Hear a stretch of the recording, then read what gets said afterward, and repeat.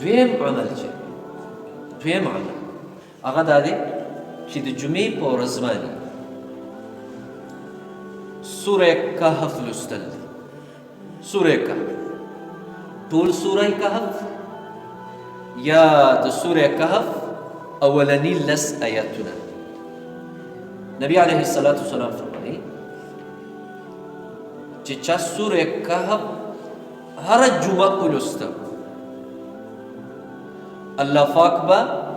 د دجال د فتنې نه محفوظ ساتي. دی وبچ د دجال ډېره لویه فتنه ده،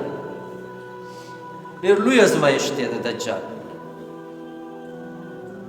او دومره لوی ازمایښت دی د دجال راتلل د قیامت نه مخکې چې حدیث کې راغلی نبی علیه الصلاة والسلام فرمایي یو نبي دنیا کې داسې نه دی تیر شوی چې هغه خپل امت د دجال نه ایرولی